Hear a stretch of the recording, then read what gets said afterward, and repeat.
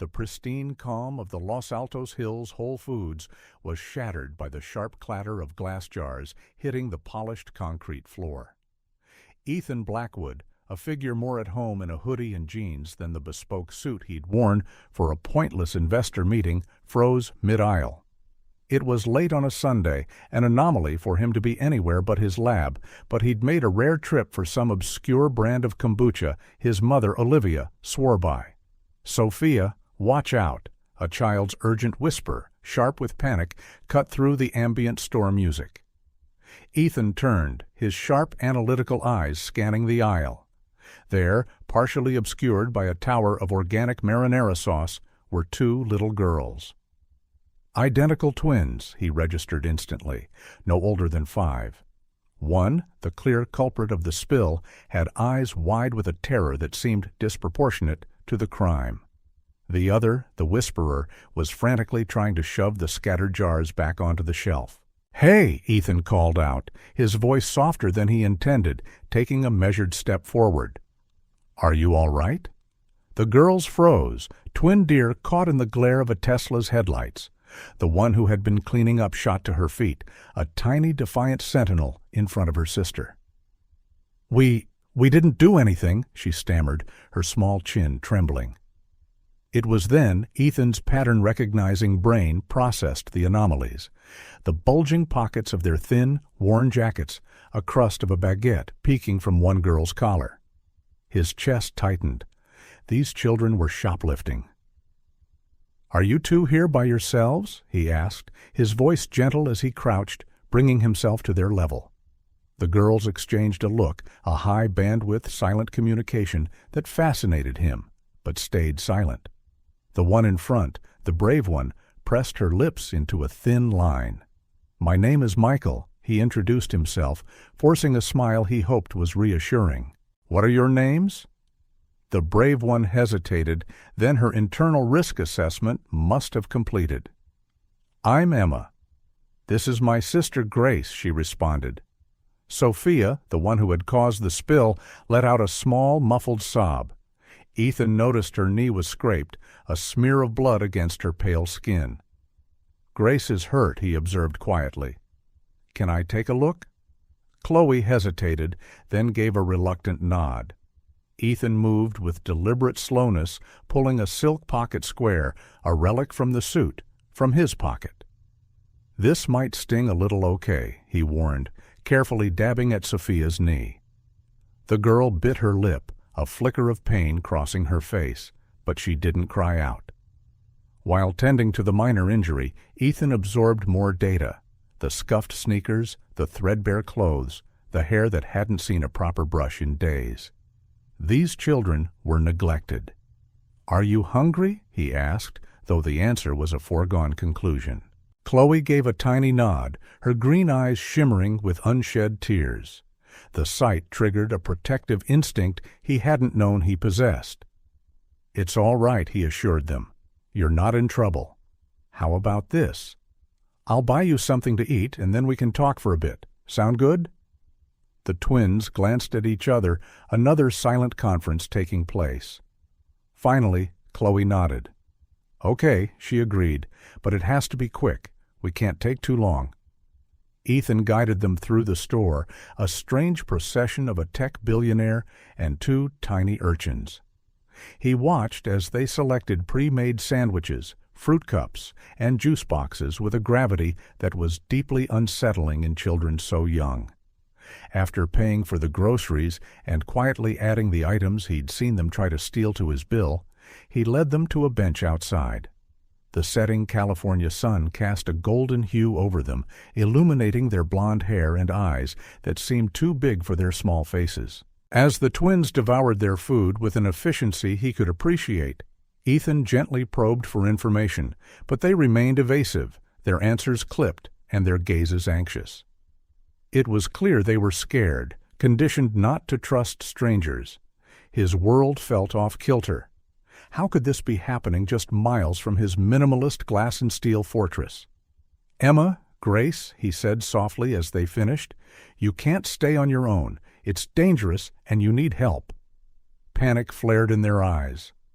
"No," Chloe exclaimed. "We can't go with you. We have to go back." His heart clenched. The words left his mouth before his logic could intercept them. What if you both came with me? Just for tonight. My mother loves children. She'd be happy to look after you while we figure out what to do." The twins looked at each other again, their silent language at work. "Can we trust him?" Sophia's look seemed to ask.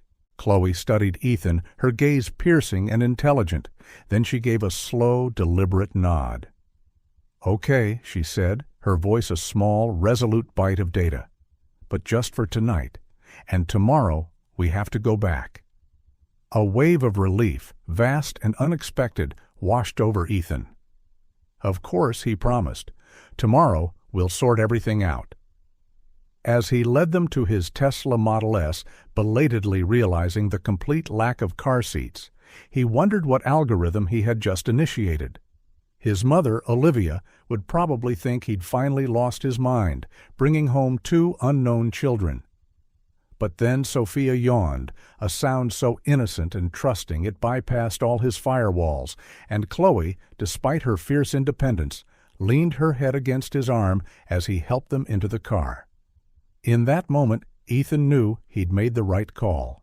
He didn't know how, but he was going to help these girls. And maybe, just maybe, they were a variable that could solve for a loneliness in his life he hadn't even bothered to quantify. As he drove toward the sleek gates of his Los Altos Hills home, Ethan couldn't imagine how this chance encounter was about to completely rewrite his life's code. The soft electric hum of Ethan's Tesla ceased as he pulled into the circular driveway of his modern estate.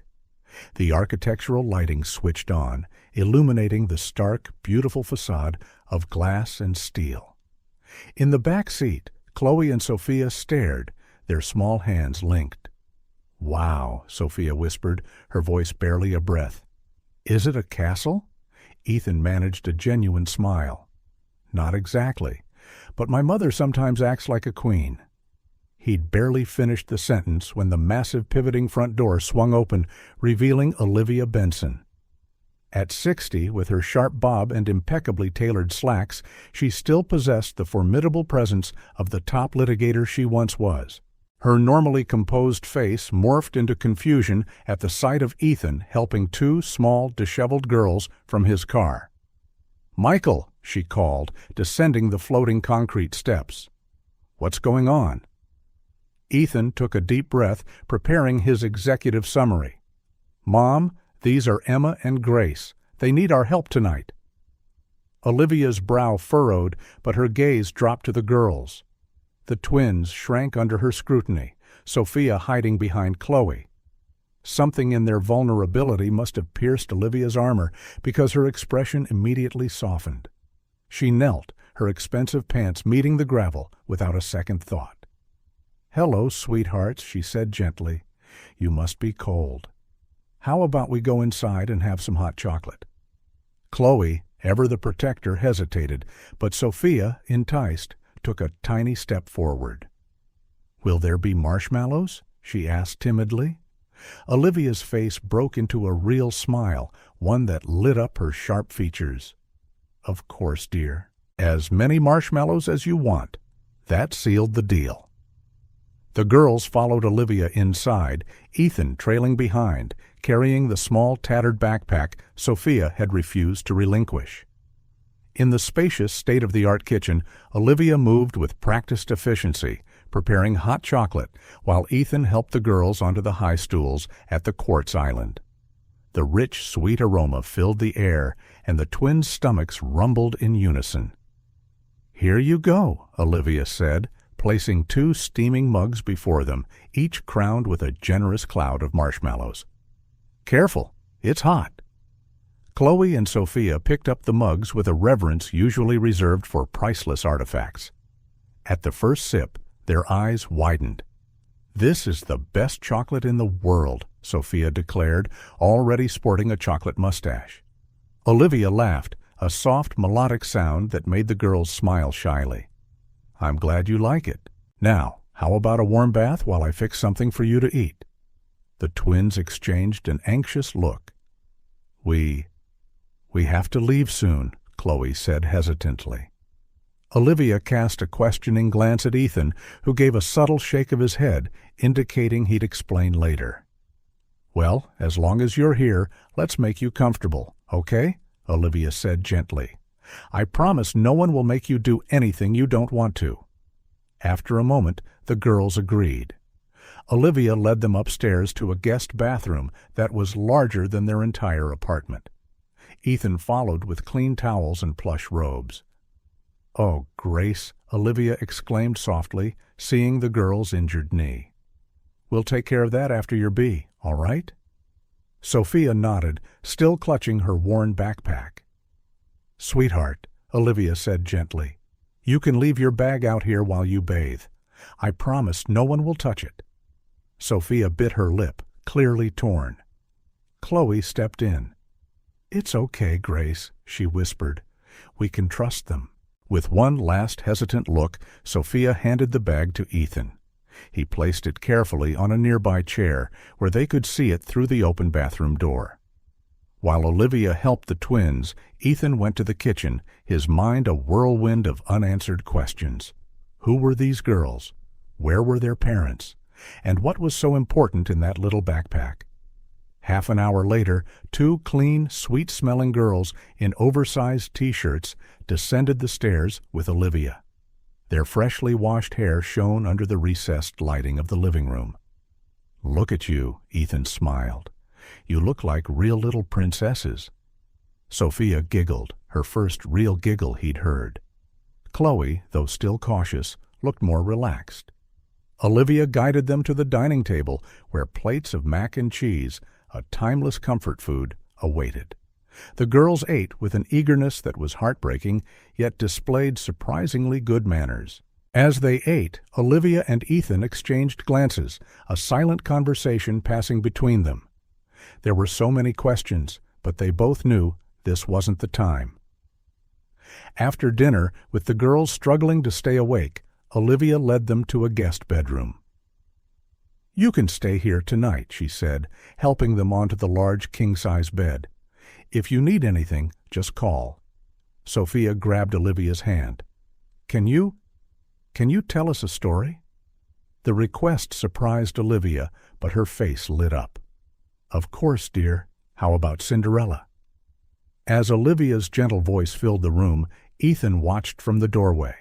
He saw the precise moment they fell asleep, their small hands still clasped. Olivia tiptoed out, closing the door quietly. She looked at Ethan, her eyes a mix of concern and resolve. "Now," she said softly, "you're going to tell me exactly what's going on." Ethan nodded, guiding his mother to the living room. As they sat, his eyes fell on Sophia's backpack, untouched on the chair. Whatever story was contained within it, Ethan knew his life's trajectory had been irrevocably altered. And looking at his mother, he knew she felt it too. The bag's mystery would have to wait. For now, two small souls were counting on them, and the Andersons had no intention of letting them down. The sun had barely crested the Santa Cruz Mountains when Ethan Anderson slipped out of the mansion. He cast a final glance at the guest room window where Chloe and Sophia slept, a pang of guilt hitting him for leaving, even temporarily.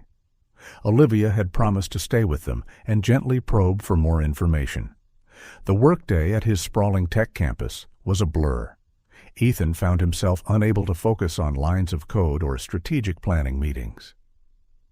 His thoughts kept drifting back to the two small blondes who had so unexpectedly debugged his orderly life. By the time he escaped the office, it was past 7. He drove home faster than usual, the Tesla's electric engine silent but swift, eager to see the girls. The mansion was quiet as he entered, slipping off his shoes. Soft voices led him toward the media room. He approached silently, stopping at the doorway. The scene made him freeze. Chloe and Sophia were on the plush rug, surrounded by children's books Olivia had ordered for same-day delivery. Olivia was kneeling beside them, helping Sophia with a large book. But it was what Chloe was holding that made Ethan's heart stop.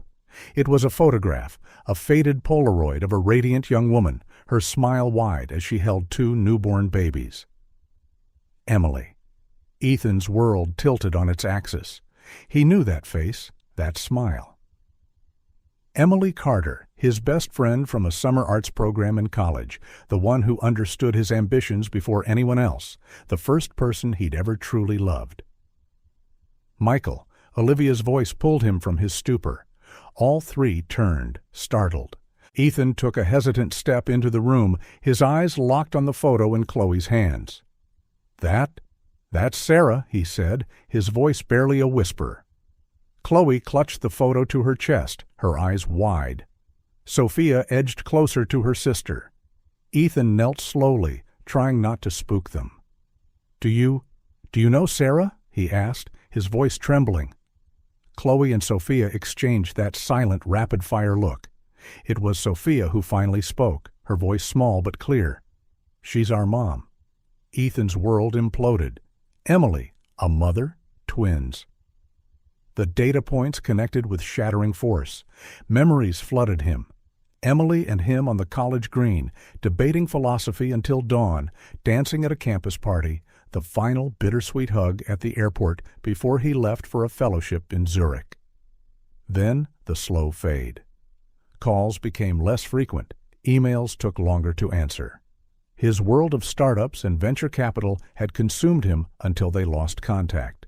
"Where's Sarah?" The words were out before he could stop them, laced with an urgency that surprised him. The ensuing silence was heavy. Chloe hugged the photo tighter.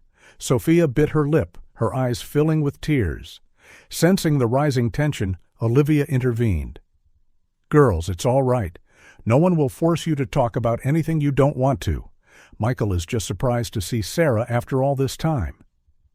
Ethan took a deep, centering breath. He sat on the floor, maintaining a respectful distance. "I'm sorry," he said gently. "I didn't mean to scare you. It's just... I knew Sarah a long time ago. We were very close." Sophia lifted her face, her green eyes, so like Emily's, studying him. "You were Mommy's friend?" Ethan nodded, a sad smile touching his lips. "Yes, I was.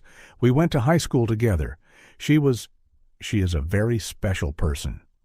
Chloe, ever protective, scrutinized him. "Why didn't you ever visit us before, if you were Mom's friend?" The innocent question was a gut punch. I didn't know about you," he admitted. "Sarah and I lost touch a few years ago, after I left to study abroad." Olivia, who had been observing quietly, finally spoke. "Michael, maybe it's better if we discuss this privately." But Ethan barely heard her. His mind was a maelstrom of possibilities. Emily, a mother of twins. What had happened? "Girls," he said softly, "I know you're probably confused, but I promise we want to help. Anything you can tell us about Sarah, where she might be?" Sophia let out a sob, burying her face in Chloe's shoulder. Chloe wrapped an arm around her, her eyes taking on a determined glint. "We can't tell," she said firmly. "We promised Mom." His heart clenched again. What had happened to Emily? Why were the girls so scared? Olivia stood, extending her hands to the twins. "Come on, girls. Let's make a snack. You can bring the photo if you want." The girls followed Olivia to the kitchen, Chloe still clutching the Polaroid. Ethan remained on the floor, surrounded by children's books and Emily's almost tangible presence. He picked up a book, a fairy tale she had once loved. He remembered her dreams of being an artist, the way her eyes shone when she talked about the worlds she wanted to create on canvas. What had happened to those dreams? How had she become a single mother of twins, alone and frightened? He stood slowly, his eyes scanning the room. So many stories, but the one he desperately needed to know was Emily's. The sound of childish laughter drifted from the kitchen. He looked toward it, feeling a wave of protectiveness unlike anything he'd ever experienced. Whatever the mystery was, he was determined to solve it. And more, he was determined to protect Chloe and Sophia, no matter the cost. With a final glance at the photo of Emily, he headed to the kitchen. The mystery could wait. For now, two scared little girls needed comfort. And maybe, just maybe, by helping them, he could fix the mistake he made years ago when he let Emily Carter slip away. Distance and ambition had separated them once, but fate, it seemed, was offering a second chance. He made a silent promise. He would find Emily, and he would do whatever it took to keep her daughters safe.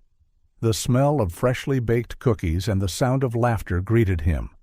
For a moment, he let himself imagine a future where that laughter was a constant. It was a distant, improbable dream, but for the first time in years, Ethan Blackwood felt a flicker of genuine hope. The path ahead was dark, but he was ready to walk it. For Emily, for Chloe, and Sophia, and perhaps for the family they could have been. Dawn had barely broken when Ethan Blackwood was already in his home office, red-eyed from a restless night, staring at a bank of monitors. After last night's shocking revelation, sleep had been impossible. His mind churned with unanswered questions and terrifying possibilities. Emily Carter, he murmured, typing the name into a sophisticated search algorithm for the 100th time. As always, the results were frustratingly sparse. It was as if Emily had intentionally erased her digital footprint. Ethan leaned back, closing his eyes. Instantly, memories of their college summer program flooded his mind. Flashback, Emily laughing, her blonde hair catching the sun on the campus green. "Come on, Ethan, we're going to be late for the ethics debate." He ran after her, grinning. "Since when do you care about being on time?" She stopped, turning with a mischievous smile. "Ever since Professor Davies promised to talk about Asimov's laws today. You know he's my favorite." Ethan laughed, taking her hand. "How could I forget? You've only been talking about it for weeks." End of flashback. The chime of his phone pulled him back to the present. It was Olivia? "The girls are asking for you," his mother said without preamble. "They seem anxious." Ethan sighed, running a hand through his hair. "I'm trying to find any lead on Emily, Mom. Anything." "I know, dear, but these little ones need stability right now. And you need more information. Why not try talking to them again?" He knew she was right. "Okay, I'll be home in an hour." Hanging up, Ethan ran one last desperate search. That's when a small notice from 3 months ago caught his eye. An obituary for an Elizabeth Thompson, 68. Thompson, the last name the girls had mentioned. Heart pounding, Ethan grabbed his keys and rushed out. At the mansion, Olivia was in the kitchen with Chloe and Sophia, attempting to distract them with cookie dough. The girls seemed more relaxed, but an undercurrent of tension remained. "Look who's here," Olivia announced as Ethan walked in. The twins turned, flour dusting their faces. For a moment, he saw Emily in them so clearly it ached. "Hi, girls," he said gently. "Can I help?" Chloe nodded hesitantly, while Sophia offered a small smile. As he helped them cut dough into stars and hearts, he tried a new approach. "You know, I've been thinking a lot about the photo you showed me yesterday," he began. "It made me remember when Emily and I were friends in school." The twins exchanged a look, but said nothing. "She was always so kind and funny," Ethan continued. "I remember one time when—" Flashback. The university library was hushed. Ethan was buried in a complex coding problem when a paper airplane hit his head. Unfolding it, he found a message in Emily's artistic script. "Hey, nerd, how about an ice cream break? My brain is melting from all this cant." He looked up, spotting her 2 tables away, feigning innocence. When their eyes met, she winked, making him stifle a laugh. End of flashback. "She always knew how to make me laugh," Ethan concluded. Sophia, who had been listening intently, spoke for the first time. "Mommy makes us laugh too. She tells the best stories." His heart constricted. "I'm sure she does. You must miss her a lot." The girls fell silent, but he saw tears in Chloe's eyes. "Girls," he said softly, "I know you promised not to tell, but we're really worried about your mom. Anything you can tell us would help so much." Chloe bit her lip, clearly torn. It was Sophia who finally spoke. "Mrs. Thompson said Mom is sleeping, that she'll wake up soon, but we don't know when." Ethan exchanged an alarmed look with Olivia. "Sleeping? Do you know where she is?" Chloe shook her head. "Mrs. Thompson didn't tell us. She said it was safer that way." His mind raced. Was Emily in a coma? Hospitalized? And why the secrecy? Olivia, sensing his agitation, stepped in. "How about we put these cookies in the oven? Then we can watch a movie." As the girls busied themselves, Olivia pulled Ethan aside. "Calm down," she whispered. "I know you want answers, but pushing them will only frighten them." Ethan nodded, trying to steady himself. "You're right. But, Mom, what if Emily is really in danger? What if—" Olivia placed a comforting hand on his shoulder. "One step at a time, dear. First, we need to earn their complete trust." Looking over at Chloe and Sophia, now giggling as they placed the cookie tray in the oven, Ethan felt a surge of protectiveness. Regardless of what had happened to Emily, these girls needed him. "Okay," he said, taking a deep breath. "We'll do it your way." Joining the twins to choose a movie, he made a silent promise. He would find out what happened to Emily Carter, no matter the cost. But first, he would make sure Chloe and Sophia felt safe and loved. Emily's mystery would have to wait. For now, there were cookies to bake, movies to watch, and 2 young lives to protect.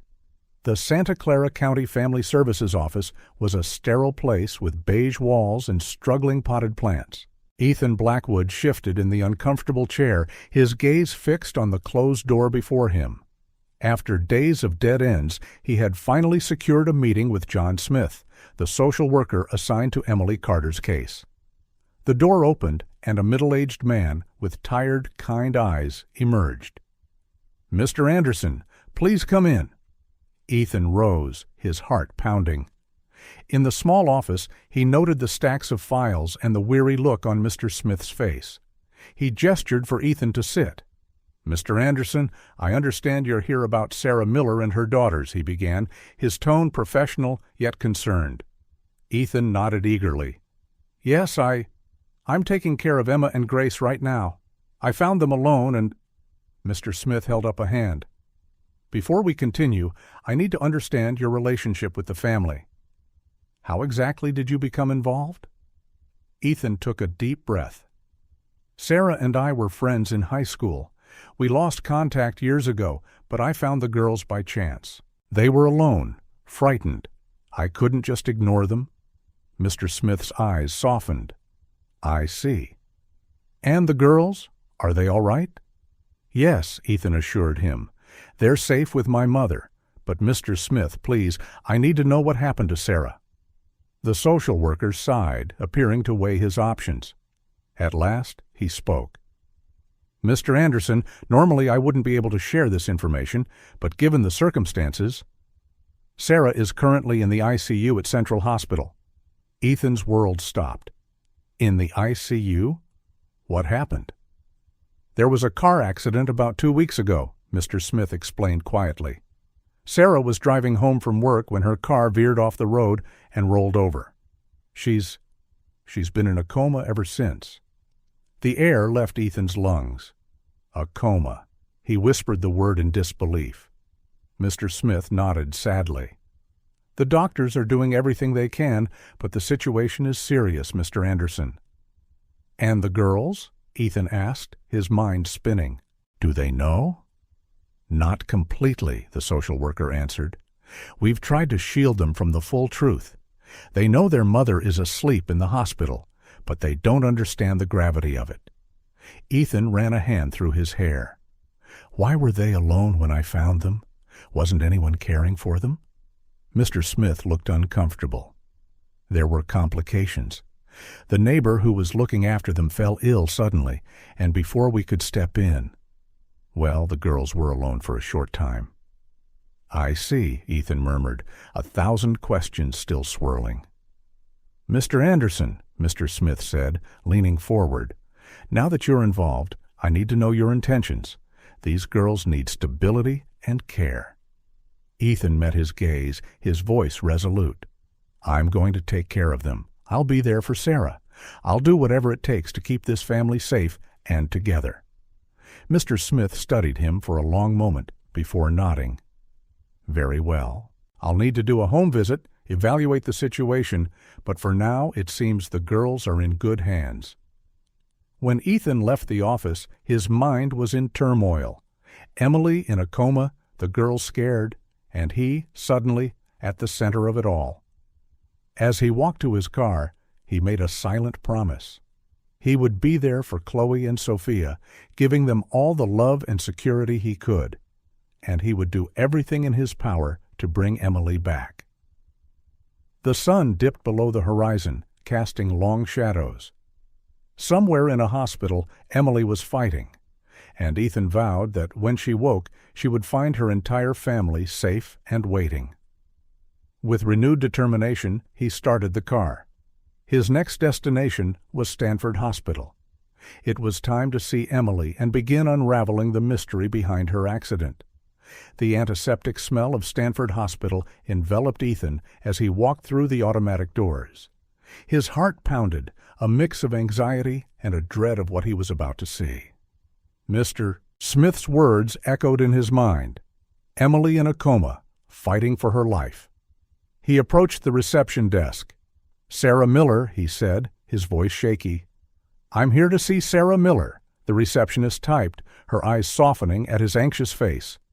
"Room 307, third floor. She's in the ICU. Only family members are allowed." Ethan swallowed hard. I'm the father of her daughters," he lied, guilt instantly gnawing at him. But he had to see her. The elevator ride felt agonizingly slow. When the doors opened on the third floor, the silence was broken only by the steady beeping of monitors. Room 307. He paused outside, his heart hammering. Through the small glass pane, he saw a still figure on the bed, surrounded by technology. Taking a deep breath, he stepped inside. The rhythmic pulse of the heart monitor filled the room. And there, pale and fragile, lay Emily. Her blonde hair, which he had once loved to see wild and free, was spread across the stark white pillow. Tubes and wires wove around her, connecting her to the machines that kept her alive. "Oh, Sarah," Ethan whispered, walking to the bed. He took her limp hand, surprised by its coldness. "What happened to you?" The door opened, and a doctor in scrubs stepped in, a tablet in his hand. "Mr. Anderson?" the doctor asked, extending a hand.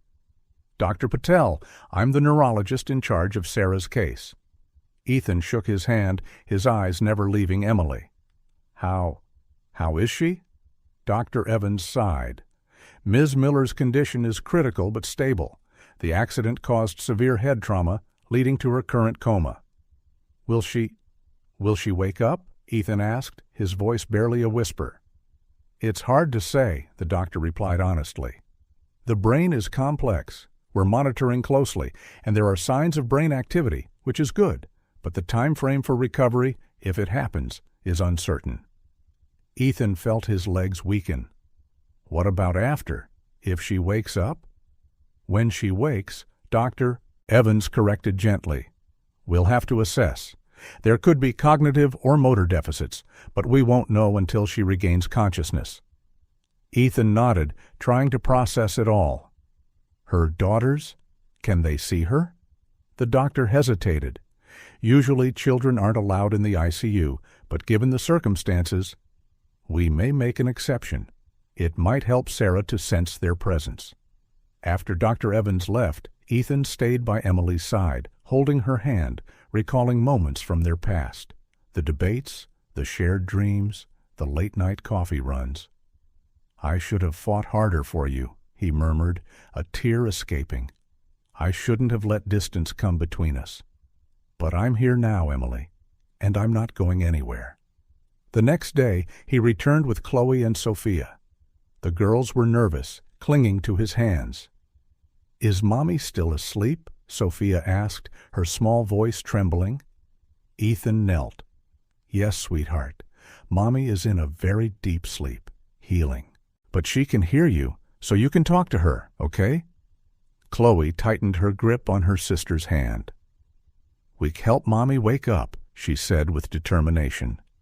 As they entered the room, the girls' eyes went wide at the sight of the machines. Sophia let out a small sob. It's all right, Ethan reassured them, guiding them closer. All these machines are helping Mommy get better. Chloe was the first to approach, gently touching Emily's hand. Mommy, she called softly. It's us, Emma and Grace. We came to see you. Sophia, emboldened, joined in. Mommy, we miss you. Please wake up soon. Ethan's heart broke at the sight. The girls talked to Emily, telling her about their day, about the drawings they'd made. At one point, Sophia began quietly singing Somewhere Over the Rainbow, a song Emily used to sing to them. As he watched, Ethan noticed something. Emily's heart monitor registered a slight uptick. Dr. Patel, he called excitedly when the doctor entered. Look, the neurologist examined the monitors, a small smile forming. This is very good. It shows that on some level, Sarah is responding to external stimuli. Keep talking to her, singing. It may help her recovery. The words brought a glimmer of hope. Emily was in there, fighting. When it was time to leave, the girls reluctantly said goodbye, each giving their mother a kiss on the cheek. We come back tomorrow, Mommy, Chloe promised. And we'll bring more drawings, Sophia added. Ethan ushered them out, but stopped at the door. Could you wait a minute? I need to tell your mom something. The twins waited in the hallway with a nurse. Returning to Emily's side, he took her hand again. Sarah, he began, his voice full of emotion, I want you to know I'm taking care of the girls. I'll protect them, love them, do everything I can to keep them happy and safe until you come back to us, and I'll be here every day, waiting for you. So fight, Emily. Fight with all you have. We're waiting for you. With one last squeeze, he joined the girls. As they headed to the elevator, he made a silent promise. He would unravel the mystery of the accident, look after the twins as if they were his own, and do everything possible to bring Emily Carter back home. The sun was setting as they left, and though the road ahead was uncertain, he knew he wasn't alone. He had Chloe and Sophia, and together they would bring Emily home. Days bled into weeks, and weeks into a month. Ethan Blackwood's life had settled into a new, delicate equilibrium, running his tech empire, daily hospital visits, and above all, caring for Chloe and Sophia. On a sunny Saturday morning, he walked into room 307 at Stanford Hospital with a bouquet of fresh daisies, Emily's favorite. The nurses greeted him with familiar smiles. Good morning, Sarah, he said softly, placing the flowers in a vase. The steady rhythm of the monitors was his only reply. He sat beside her, taking her hand. The girls made some new drawings for you, he went on, pulling out sheets of paper. Emma drew all of us at the park. She said, it's for when you wake up and we can have a picnic. And Grace? Well, she drew you as a superhero. She says you're the strongest of all because you've been fighting so hard. He taped the drawings to the wall, adding to the colorful mosaic of hope. Dr. Evans entered, his expression serious but compassionate. Good morning, Mr. Anderson. How is our patient today? Any changes? Ethan asked, hope in his voice. The doctor checked the monitors. There are small signs of improvement. Brain activity has been gradually increasing, and her reflexes are becoming more responsive. They're small steps, but significant ones. Ethan clung to every bit of good news. And about her waking up? Dr. Evans sighed. Coma is unpredictable, Mr. Anderson. Sarah is making progress, but we can't predict when or if she'll regain consciousness. The important thing is to maintain constant stimulation and positivity.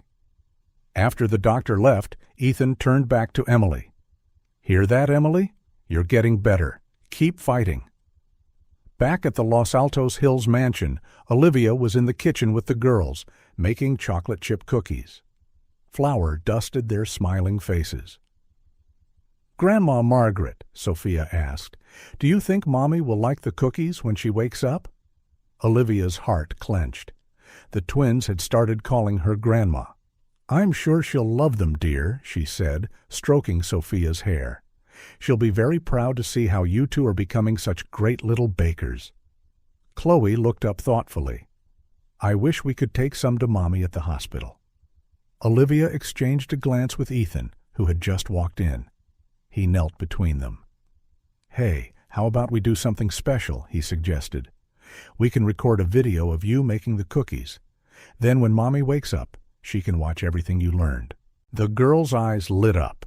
Soon, Ethan was filming them with his phone as they explained the recipe. Later, after the girls were in bed, Ethan and Olivia sat in the living room. "How is she, really?" Olivia asked. Ethan sighed. "There are small improvements, but it's so slow, Mom. And seeing the girls, day after day, waiting, it's heartbreaking." Olivia placed a reassuring hand on his arm. "You're doing an incredible job, dear. These girls, they've bonded with you." "I've bonded with them, too," Ethan admitted, a small smile on his lips. "It's strange, isn't it? A little more than a month ago, I had no idea they existed. Now I can't imagine my life without them." "Love does that," Olivia said wisely. "It catches us by surprise and changes everything." Ethan nodded. "I just hope I'm doing enough for them. For Emily." "You're doing more than enough," Olivia assured him. "And remember, you're not in this alone." The following week, during a visit, Ethan noticed something. While reading one of Emily's favorite books aloud, he saw a slight movement of her fingers. "Sarah?" he called, leaning closer. "Sarah, can you hear me?" There was no response, but it was enough. He called Dr. Evans, who examined Emily carefully. "This is very encouraging," he said, a genuine smile on his face. "It's a sign she may be emerging from deep coma." "What does that mean?" Ethan asked anxiously. "It means we should intensify stimulation," the doctor explained. "Keep talking to her, reading, playing music. And get ready, Mr. Anderson. If Sarah keeps improving, we might see more movements, maybe even moments of awareness in the coming days or weeks." The news brought a rush of renewed energy. Over the following days, they visited more often, playing Emily's favorite music, sharing stories. One afternoon, while Sophia softly sang "Somewhere Over the Rainbow," they all saw Emily's eyes move beneath her closed lids. "Mommy," Chloe called, her voice trembling. "Mommy, we're here." Though Emily didn't fully awaken, it was a turning point. The medical team noted a significant increase in her brain activity.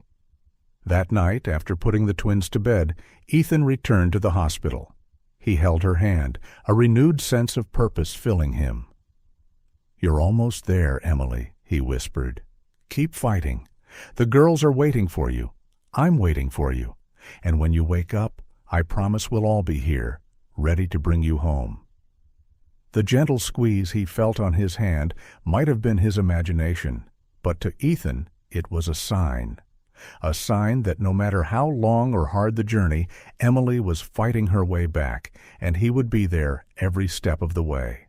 Morning light filtered through the blinds of the hospital room. Ethan sat in his usual chair, aimlessly scrolling through tech news on his phone while waiting for the twins and Olivia. That was when he heard it. A soft sigh, different from the mechanical breathing of the ventilator. His eyes shot to Emily's face, and his heart stopped. Her eyes were open. "Sarah?" he whispered, scarcely daring to believe it. She blinked slowly, her green eyes, so much like Sophia's, struggling to focus. Her mouth moved, trying to form words. Ethan quickly grabbed a cup of water, helping her take a few sips. "Easy," he murmured. "Don't try to speak yet. I'll call the doctor." Minutes later, the room was a flurry of activity. Dr. Evans and a team of nurses ran a series of tests while Ethan watched from the corner. "Welcome back, Ms. Miller," Dr. Evans said warmly. "You gave us quite a scare." Emily looked around, confused, until her eyes landed on Ethan. Recognition and surprise flickered across her face. My... Michael? She managed, her voice a raspy whisper. He approached, tears threatening. Yes, Sarah. It's me. The girls? She asked, a sudden panic in her tone. They're fine, Ethan quickly assured her. They're safe. My mother is bringing them for a visit soon. Relief washed over her face. Dr. Evans interjected, Ms. Miller, I know you have many questions, but we need to run some exams. Mr. Anderson, if you could give us a few minutes. Ethan nodded, reluctant to leave but understanding. He stepped into the hallway, immediately calling Olivia with the news. When he was finally allowed back in, Emily looked more alert. How long? She asked. Just over 6 weeks, Ethan answered softly. You had a car accident, Emily? You've been in a coma. She closed her eyes, processing. When she opened them, tears brimmed. The girls must have been so scared. They're incredibly strong, Ethan said, pride in his voice, like their mother. They've been staying with my mother and me. Emily stared at him. You? You took care of them? But how? Ethan took a breath. I found them by chance, Emily. They were alone, scared. I couldn't just leave them. And when I found out they were your daughters, well, it felt like destiny. Emily was silent for a long moment. Finally, she spoke. Thank you, Michael, for looking after them. I don't know how to thank you enough. There's no need, he assured her. They're amazing kids. You've done a wonderful job. A small smile touched her lips, quickly replaced by worry. Michael, there's so much you don't know. So many things have happened since we drifted apart, Ethan finished softly. I know, and I want to hear everything when you're ready. She nodded. It's a long story. We have time, he assured her. She took a deep breath. After you left for Europe, I found out I was pregnant. Ethan felt like he'd been punched. Pregnant? But why didn't you tell me? I tried, Emily said, tears spilling. I called, I emailed, but you were so busy with your new life, new friends. And then I got that photo. Ethan frowned. What photo? You with that blonde girl. You look so happy. I didn't want to ruin your life. Realization hit him. The photo from a tech conference him and his co-founder featured in a magazine. He'd sent it to her, proud of his success, never imagining how she'd see it. Oh, Sarah, he murmured, taking her hand. She was just a friend. There was never anyone else but you. Emily sobbed quietly. I was so foolish, so proud. I decided to raise the girls on my own, but it was so hard, Ethan, so lonely. His heart broke, all those lost years, all that pain over a misunderstanding. I'm here now, he said firmly, and I'm not leaving. I want to help, Emily. I want to be part of your lives, if you'll let me. She looked at him, hope and fear in her eyes. It's not that simple, Michael. There are complications. Before he could ask, they heard excited voices. Chloe and Sophia burst into the room, followed by Olivia. Mommy! They cried, running to the bed. Emily opened her arms, tears of joy streaming as she hugged her daughters. My loves, I missed you so much. Ethan stood back, his heart overflowing. Olivia approached, placing a supportive hand on his shoulder. As the girls chattered away, he noticed the gratitude in Emily's eyes whenever they met his. There was still so much unsaid, so many secrets. But at that moment, seeing them together, he felt a spark of hope. The path ahead would be difficult, but watching Chloe and Sophia, so happy to have their mother back, he knew it would be worth it. When his eyes met Emily's again, he saw a reflection of his own feelings. Fear, yes, but also a flicker of that old love, never truly forgotten. One step at a time, he murmured to himself. Emily, as if she'd heard him, gave a small nod. It was a start, and for Ethan, it was more than enough. For now. The morning sun bathed the porch of the modern Los Altos Hills mansion, where Emily sat in a wheelchair watching Chloe and Sophia play in the meticulously landscaped garden. It had been a week since her discharge from Stanford Hospital, and every day brought new challenges and small victories. Ethan stepped out, carrying a steaming mug of chamomile tea. "I thought you might like this," he said, handing it to her with a kind smile. "Thanks," she murmured, her eyes never leaving the girls.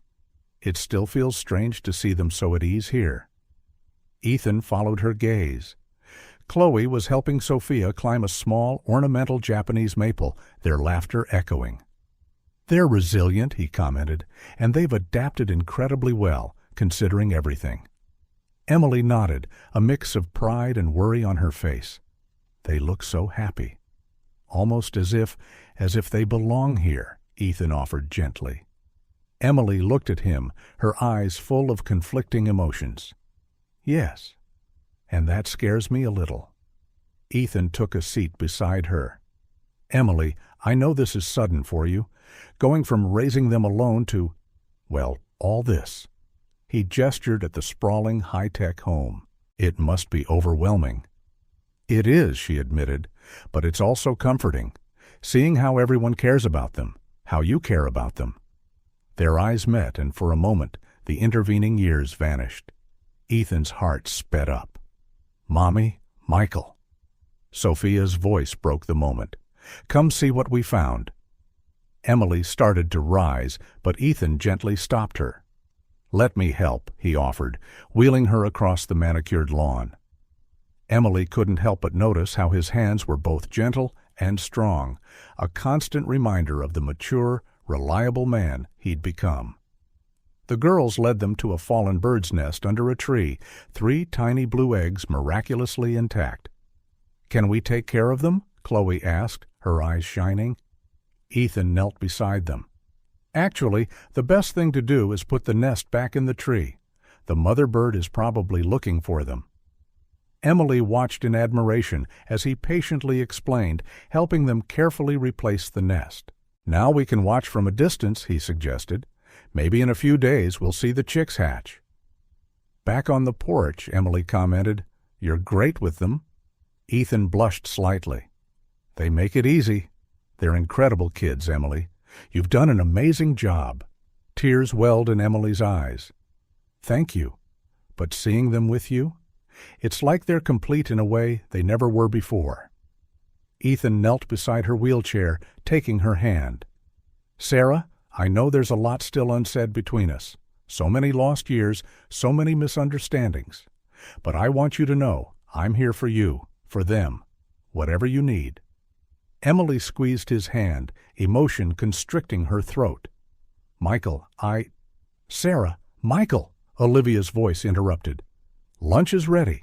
Could you bring the girls?" The moment passed, but a bridge had begun to form. During lunch, Emily watched the easy-going dynamic between the girls and Ethan and Olivia. It was as if they had always been a family. Sophia recounted their discovery while Chloe discussed a book she was reading with Ethan. "So, dear," Olivia addressed Emily, "how are you feeling today?" Emily smiled genuinely. "Better every day." "Thank you for everything, Olivia. Your kindness. I don't know how to repay it." Olivia waved away the thanks. "Nonsense. You're family now." The word family echoed in Emily's mind. Later that night, after the girls were in bed, she found Ethan in the library, flipping through an old photo album. "What are you looking at?" she asked, rolling her wheelchair closer. He showed her a photo of them from their college summer program. "Remember that night?" Emily laughed. "How could I forget? You stepped on my feet all through the first dance." "Hey, I got better after that," he protested. They fell silent, lost in memories. "Michael," Emily said, her voice serious, "we need to talk about the future, about the girls, about us." He nodded, closing the album. "I know, I don't want to pressure you, but I want you to know I'm committed to you, to the girls, to the idea of us being a family, if that's what you want." Emily's heart raced. "It's scary," she admitted. "For so long, it was just me and the girls. And now you have me and my mom," Ethan finished softly. "I know it's a big change, but we can take it slow, one day at a time." Emily lifted her hand, gently touching his cheek. "You've always been patient with me," she murmured. He leaned into her touch. "And I always will be," he promised. In that moment, something shifted. The years apart, the hurts of the past, seemed less important than the possibility of a future together. One day at a time, Emily agreed, a small smile on her lips. As the night wore on, they talked, reminiscing and tentatively planning. The challenges were many, but for the first time in years, both felt a genuine hope. The family they were forming was unexpected, but it was theirs, and together they would face whatever the future held. The sound of the doorbell echoed through the minimalist halls of the mansion on a quiet Sunday afternoon. Ethan, who was helping Chloe build a complex Lego robot in the living room, looked up, puzzled. He wasn't expecting anyone. "I'll get it," Emily said, now moving with the aid of a cane, her recovery slow but steady. Ethan heard the front door open, followed by Emily's shocked gasp. Alarmed, he got up quickly. "Sarah, are you all right?" he called, heading for the foyer. The scene he found made his heart pound. Emily stood stock still, pale as a ghost, staring at a tall, charmingly disheveled man at the door, a guitar case slung over his shoulder. The stranger glanced from Emily to the twins, who had gathered behind Ethan. "Hello, Sarah," the man said, his voice trembling with emotion. "It's been a long time." Emily seemed unable to speak, her hand gripping the cane so tightly her knuckles whitened. "Who are you?" Ethan demanded, positioning himself protectively beside her. The man tore his gaze from Emily to Ethan. "James Carter," he introduced himself, extending a hand. "And you must be Michael Anderson." Ethan automatically shook the offered hand, his mind racing. The name meant nothing, but Emily's reaction was a clear signal. "Mommy," Sophia called, her voice small. "Who is this man?" The question seemed to break Emily's trance. "Girls, why don't you go play in the garden for a minute? The grown-ups need to talk." Chloe shot a suspicious look at Danny before leading Sophia outside. "Come in," Emily finally said to Danny, her voice shaky. Once in the living room, an uneasy silence fell. "What are you doing here, James?" Emily finally asked.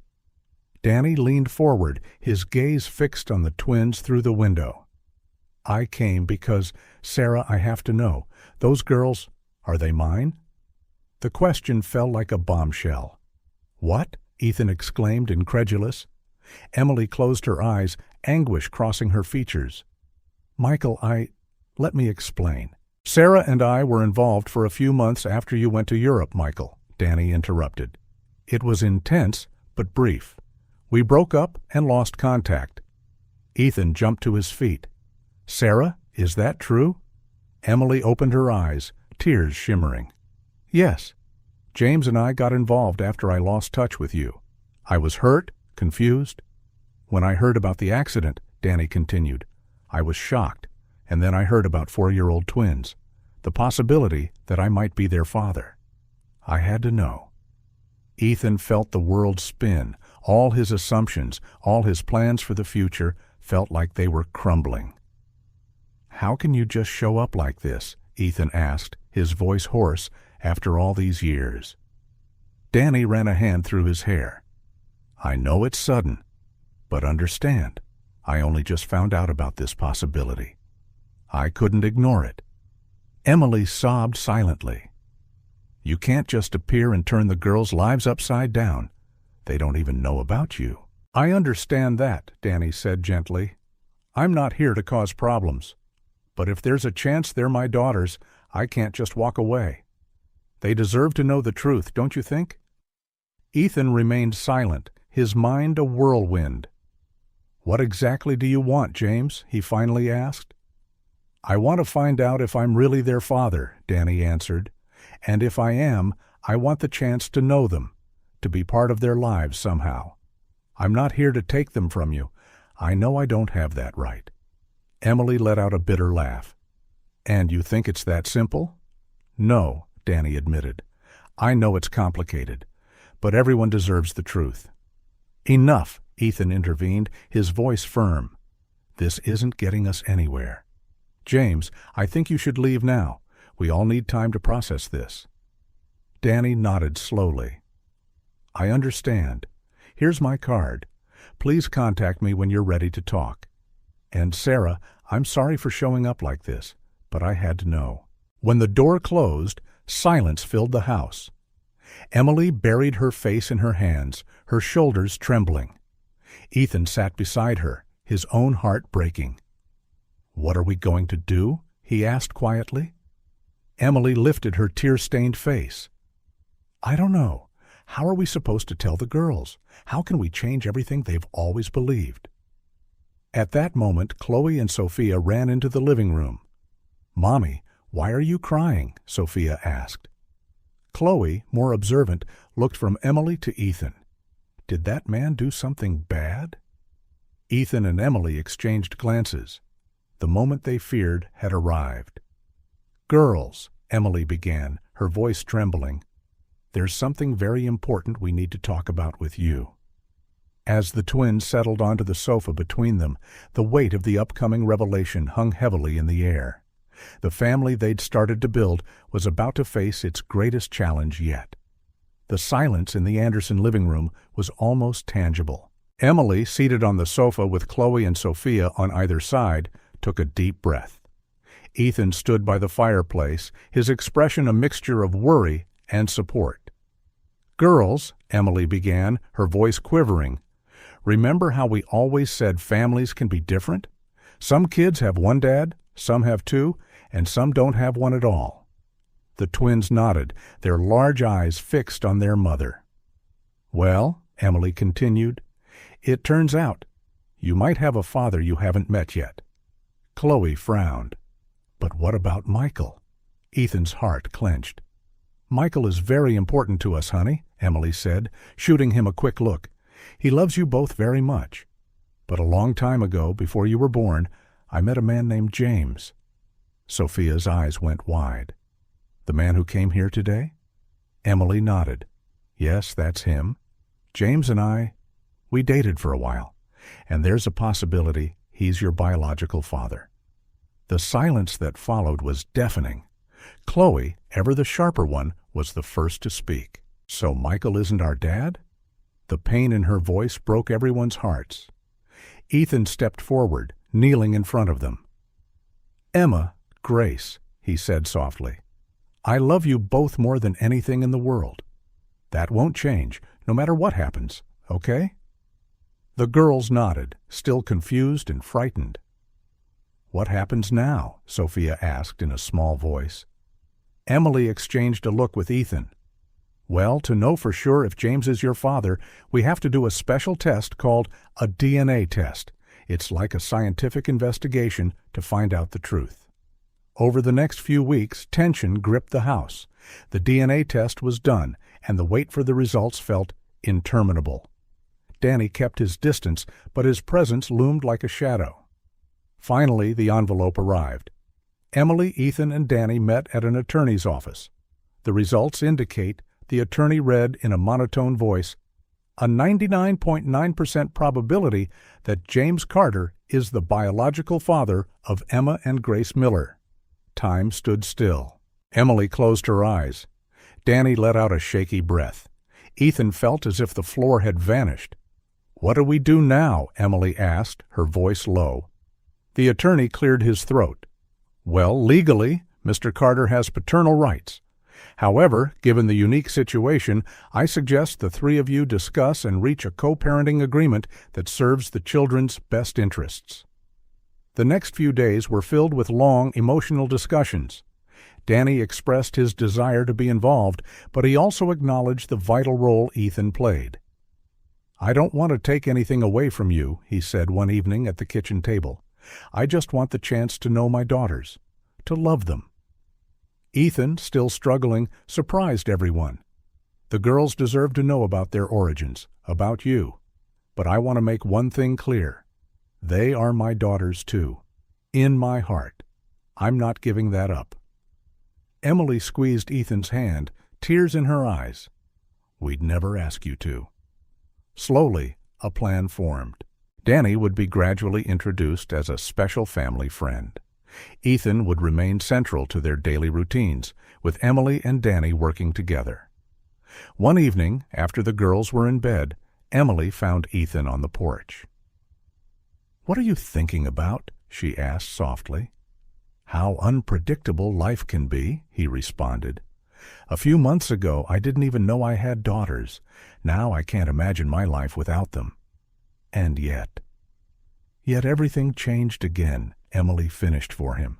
He nodded. "But you know something? Despite everything, I don't regret any of it. I love those girls, Emily, and I love you." Emily's heart skipped a beat. "Michael, He turned to face her. "I know we have a long road ahead. It'll be complicated, but I'm here for you, for the girls. We'll face this together." Emily felt warm tears spill over as she leaned in to hug him. Under the starry sky, they silently reaffirmed their commitment. The future remained uncertain, but with love, patience, and understanding, they would face each obstacle one day at a time. The months following Danny's revelation as the twins' biological father were an emotional roller coaster. The mansion, once a haven of peace, now buzzed with nervous energy as everyone adapted. On a sunny Saturday morning, Ethan watched from the porch while Danny played tag with Chloe and Sophia. The girls' laughter filled the air. "Got you, Daddy James." Ethan felt a familiar pang, but took a deep breath, remembering the therapy sessions he'd attended. Emily joined him, offering a cup of coffee. "You okay?" she asked softly. Ethan nodded slowly. "I'm getting there. It's good to see the girls happy." Emily took his hand. "They're happy because of you, too. You're just as important to them as James." Her words were a soothing balm. In recent weeks, he had wrestled with feelings of inadequacy, but with Emily's support, he began to see the situation through new eyes. Danny, for his part, was making a respectful effort. He started with short, supervised visits, always mindful of the boundaries Emily and Ethan had set. One afternoon, he approached Ethan in his study. "Got a minute?" he asked. Ethan gestured to a chair. "I just wanted to say thank you," Danny began, "for being so understanding, for letting me be part of the girls' lives. I know this hasn't been easy for you." Ethan was taken aback. "It hasn't been easy for any of us," he admitted. "But the girls come first." Danny nodded earnestly. "Exactly. And I want you to know I deeply respect the role you have in their lives. I'm not here to replace you, Michael. I'm hoping we can, be partners in this somehow." The offer startled Ethan. He studied Danny, seeing not a rival, but a man genuinely trying to do the right thing. "I think we can work on that," Ethan finally replied, extending his hand. Their handshake sealed a turning point. A new routine emerged. Danny joined them for dinner twice a week and spent one weekend day with the twins. Ethan maintained his central role, helping with homework and telling bedtime stories. Chloe and Sophia, initially confused, began to adapt, loving the extra attention. One night, as Ethan tucked them in, Sophia asked sleepily, "Michael, you're still our dad, right? Even with Daddy James?" Ethan's heart swelled. "Of course, a princess.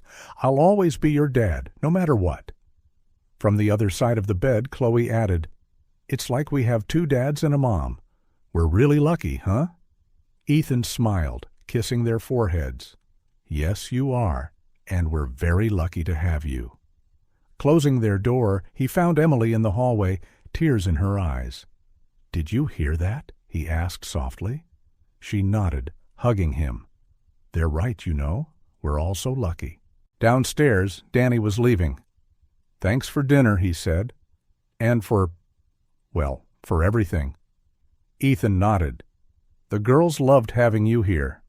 Maybe next weekend we can all go to the park together. They've been talking about paddle boats. Danny's smile lit up his face. That would be great. Really great. When the door closed, Ethan felt a sense of peace. The situation was far from perfect, but they were growing together.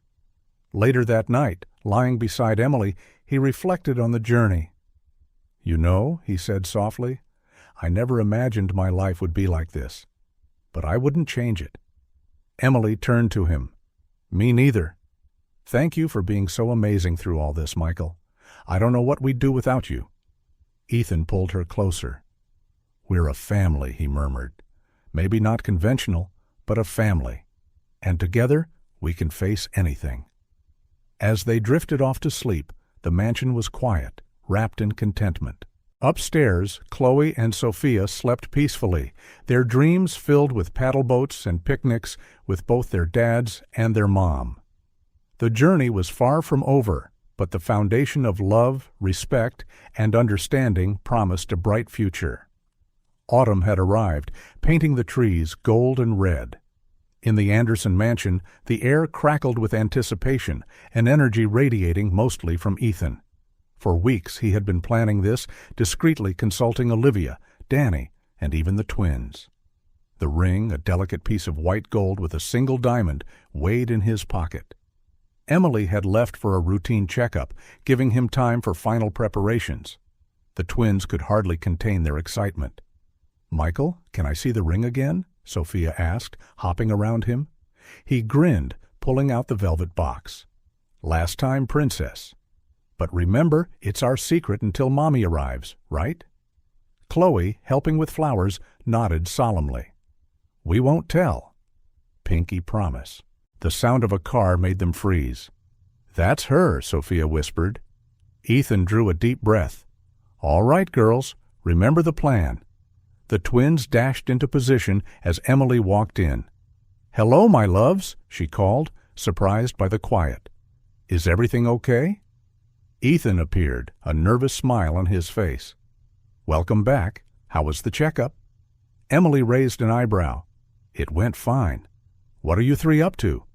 "Nothing," the twins chorused. Ethan chuckled, extending a hand to Emily. "Come on, we have a surprise for you." Intrigued, Emily let him guide her to the dining room. She gasped at the elegantly set table, candles lit, the aroma of her favorite dish filling the air. "What's all this?" she asked. He led her to her seat. "Well, we have something important to ask you," he began. Emily looked from Ethan to the girls, confused. "We?" Chloe stepped forward with a small bouquet. "Mommy," she said earnestly, "we love you very much." Sophia joined her, holding a handmade card. "And we love Michael, too." Tears welled in Emily's eyes. Ethan knelt beside her, taking her hand. "Sarah," he began, "these last few months have been an incredible journey. Finding you again, meeting the girls. It was as if my life finally made sense." He paused, pulling the velvet box from his pocket. Emily gasped. "I love you," Ethan continued. "I love our daughters, and I want to spend the rest of my life with you, if you'll have me." Opening the box, he asked, "Sarah Miller, will you marry me?" The silence felt like an eternity. Finally, Emily whispered, "Oh, Michael, yes, 1,000 times yes." The room erupted in cheers. Ethan, with trembling hands, slipped the ring on her finger before pulling her into a passionate kiss. "Are we going to be a real family now?" Sophia asked.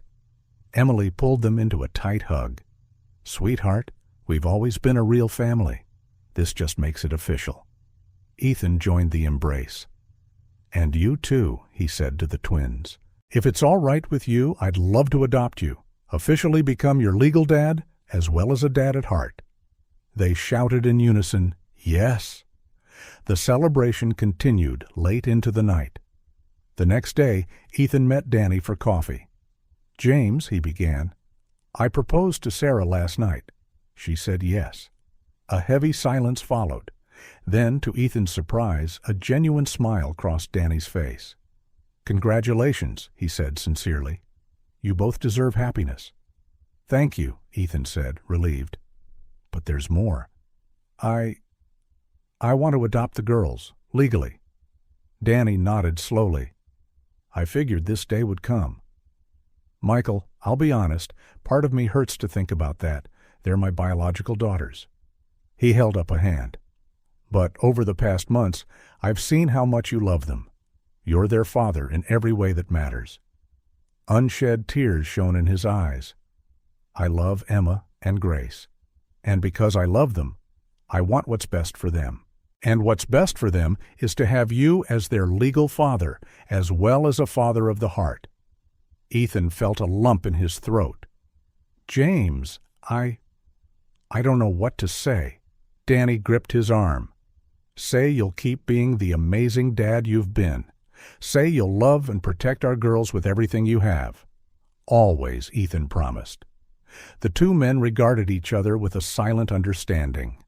That night, as the family gathered for dinner, contentment filled the air. Later, Ethan found Emily on the porch. "What are you thinking Mrs. Anderson to be?" he asked. She leaned into him, about how unpredictable life can be. "A year ago I was alone, struggling, and now I have everything I ever dreamed of." He kissed the top of her head. "I love you, Emily. You and the girls are my entire world." She turned in his arms. "And you're ours," she said quietly. "Our family might not be conventional, but it's perfect for us." As they kissed under the starry sky, Ethan knew that no matter what, they would face it together. Morning dawned bright and radiant. The Anderson mansion was abuzz, preparing for the garden ceremony. In the master bedroom, Emily sat before a mirror, watching Olivia arrange flowers in her hair. "Are you nervous, dear?" Olivia asked. "A bit," Emily smiled. "But mostly I'm happy. It feels like everything is finally falling into place." A soft knock, and Chloe and Sophia entered in pastel lilac dresses. "Mommy," Sophia exclaimed, "you look so pretty." Chloe, more observant, noticed the emotion in her mother's eyes. "Are you okay, Mom?" Emily opened her arms. "I'm just so happy to have you both here with us on such a special day." On the other side of the mansion, Ethan adjusted his tie. "Relax," came a voice. Danny entered in his groomsman suit. "You look great." Ethan turned, gratitude in his smile. Having Danny in the wedding was a testament to how far they'd come. "Thanks for being here," Ethan said sincerely. "It means a lot." Danny shrugged. "We're a family now, aren't we? Even if it's a bit unconventional." They both chuckled. "Are the girls excited?" Ethan asked. "They could barely stay still," Danny said, his eyes lighting up. "Grace is convinced she's a real princess today." "Well," Ethan smiled, "she's not exactly wrong. They are our little princesses." A knock announced it was time. Outside, the garden was a fairy tale setting. Michael took his place under an arch of blooms, Danny at his side. The music began. First came Chloe and Sophia, sprinkling petals, their smiles radiant. Tears pricked Ethan's eyes. And then, there she was, Emily, radiant in her white gown. Their eyes locked, and the world faded away. When she reached the altar, he took her hands. "You look absolutely stunning," he whispered. The officiant began. "Michael and Sarah have chosen to write their own vows. Michael, please begin." Ethan took a breath. "Sarah, when we found each other again, it felt like no time had passed. My heart recognized you instantly. And then I met Emma and Grace, and my world grew in ways I never thought possible. The three of you are my home, my family, my everything. I promise to love, protect, and care for you every day of my life. I promise to be not only a devoted husband, but also a loving father. Our path here might not have been traditional, but it's ours, and I wouldn't change a thing." Tears streamed down Emily's cheeks as she began. "Michael, you came into our lives like a beam of light. You didn't just love me, you loved our daughters as though they were yours from the very start. Your generosity, your understanding, and your unconditional love have healed us. I promise to be your partner, your friend, your confidant, and your love for all the days ahead. Together, with our girls, we'll build the family we always dreamed of." There wasn't a dry eye in the garden when the officiant finally said, "By the power vested in me, I now pronounce you husband and wife. You may kiss the bride." Ethan pulled Emily into a passionate kiss as guests applauded. The reception was a celebration of love in all its forms. Danny offered a heartfelt toast, thanking Ethan for his love and dedication. Margaret embraced Emily. "Welcome officially to the family. Dear, though to me, you've been my daughter for a long time." As the evening wore on, the photographer set up for the family photo. "Come on," Ethan called to Danny. "You're part of this too." The photo captured a special moment. Ethan and Emily at the center, Chloe and Sophia in front, Danny at one side, and Olivia completing the circle. A portrait of a family, unconventional, yet filled with love. Later, Ethan found Emily on a bench. "What's on your mind, Mrs. Anderson?" he asked. She leaned against him, thinking about how unpredictable life is. "I remember an old photo of me with the girls when they were babies, just the three of us. And now, look at us, a big family full of love." He kissed her forehead. "It's amazing how things can change. But one thing remains constant, the love we have for each other and for our daughters." "Our daughters," Emily repeated softly. "You know, when James showed up, I was so afraid. But look at us now. Everyone is together. Everyone accepts one another." Ethan pulled her closer. "Love has a way of expanding our hearts, doesn't it? There's room for everyone." At that moment, Chloe and Sophia came running, Danny close behind. "Mommy, Michael, Daddy James said we can dance one more time before bed," Grace exclaimed. Ethan stood, offering Emily his hand.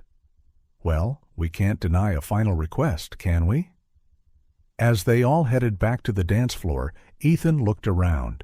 He saw the love in Emily's eyes, the joy on the girls' faces, the care in Danny's smile, and the pride in Olivia's gaze. This was his family, imperfect, unconventional, but perfectly theirs. And as they danced under the stars, Ethan knew that no matter what the future held, they would face it together. The new beginning belonged not just to him and Emily, but to all of them. And on that magical night, everything felt possible. The next day dawned bright and clear, and while challenges would surely arise, one thing was certain. With the foundation of love they had built, this family could face any obstacle together.